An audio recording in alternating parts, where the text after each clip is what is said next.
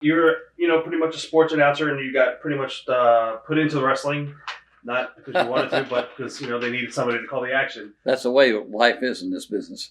Yeah. Oh yeah, I can do that. Just give me something. Was the first wrestling show, was that a studio show or was it filmed in the arena? In Dallas? Yeah. Oh, it was a sportatorium. Okay, so it was the arena. It was the arena. Yeah, terrible place.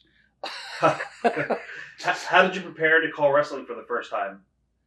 I went there, and well, I'd already met all the people down there, but I knew the holes, and I knew how the thing worked. You were already smartened up to the business? I'd figured that out. Okay. None of the guys helped you? Oh no, they just told me things. Okay. We didn't really talk about the business end of it or how things were planned. They wanted me to go to planning meetings later on, and I said, no, you're talking about the build up to this and who wins, who loses sort of thing.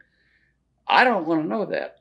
Because if I know it, then I don't know that I could react the way you want. React like I want to, which is sometimes it went one way and sometimes it went another. So I just did a lot of, wrestling broadcasting is really talking about the people, and the holes are there, but it's like TV announcers today don't tell you who the basketball players are.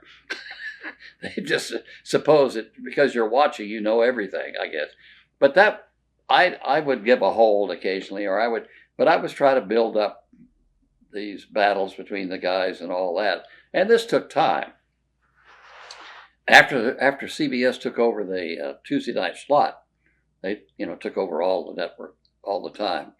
Then we moved to studio wrestling, which was another kick that we did in the morning in Channel 4. And that was fun. It was different. You always called the business, and you took it very serious. A lot of announcers would treat wrestling as if it was silly at the time, but you had the reputation of pretty much treating the business as a serious sport. What led you to taking that approach? The guys doing it. I met them. They were serious about what they had to do and how they had to do it. It was a very hard business to be in as a wrestler. I saw broken bones and busted noses and all this. And I just decided, okay, I don't know how I'm going to do this stuff really, but I'm just going to do it like a sports event, because that's what it is. In my mind, it was a sports event. Various other things were different, but I respected the participants. The very bad ones, some of them I didn't like to be around too much, and they were great. But it just was like a football game, or that the teams come together and they battle and they throw each other around. And I'd done boxing, which in a way was something like it, only difference on the outcome. As a reporter, did you feel working in the wrestling conflicted with your journalistic integrity, given the business is a work? Well, I got a lot of kidding from my fellow broadcasters, and some of them. I said, "Why do you do that?" I said, "Well, it's kind of a hobby. I like to do it. It's fun. I get paid a little bit. Fritz von Erich didn't pay much to anybody. We'll talk about him. But yeah, But then it was a big deal in Dallas, and at the time I got there, people were wearing suits and women wearing dresses. Right. It was an event. It was a big event, and so I saw no reason to go in there and make fun of people and all that. And I wasn't smart enough to make fun of them anyway. I just did the job. I just figured that people watched it, they liked it, they wanted to know what was going on, and that's what a broadcaster's job is for. How well was the business protected from you and others who weren't in workers but worked in the business back then? Did they protect the business a lot? Oh yeah, the guys. I'm trying to think. they never. I mean, they went through it like it is a business, and it is a business. But I didn't ask them anything about any, other than their things that they were doing that I wanted to use during the bout. But we didn't really discuss anything much about it. If I had a question that bothered me about something, I would ask, about being thrown out of the ring. Right. How do you fall or something? We had a couple of guys down there were doing this run together in the middle and then hit the ring and then come back. The third time they hit the ropes, the corner buckle gave way, and out onto the hard concrete floor, both sides. And they didn't come back for a long time.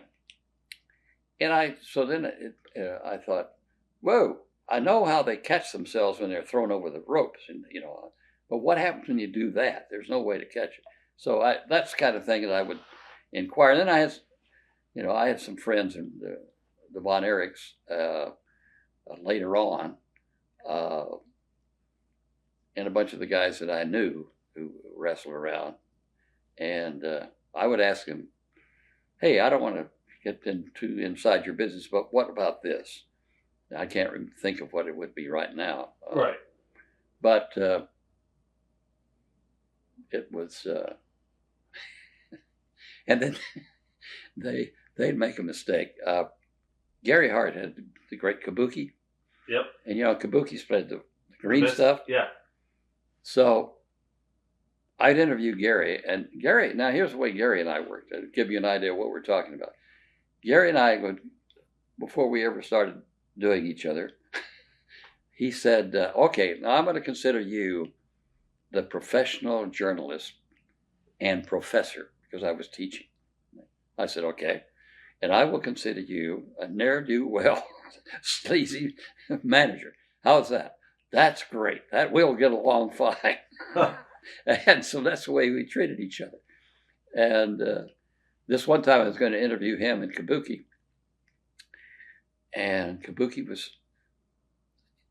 Gary said something to him, and kabuki turned to me, and instead of just talking, he went and spread the green stuff over me on my coat. That's all right. And kabuki, every time I'd see him after that, would apologize. If I saw him today, he'd apologize 50 years later. But yeah, that's the kind of association we had. We knew each other, and we knew what they were doing and what I was doing. So. Was wrestling easier to call than other sports? No, it wasn't, because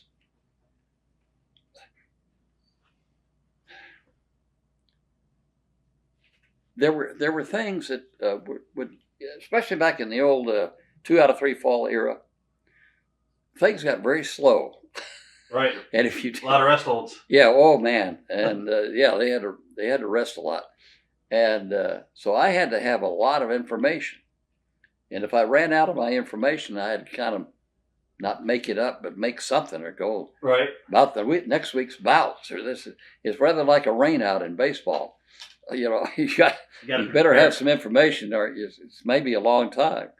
So, but then the pace picked up, and we only had 2 falls, and so the pace and the excitement really increased, and I think it was good for the sport.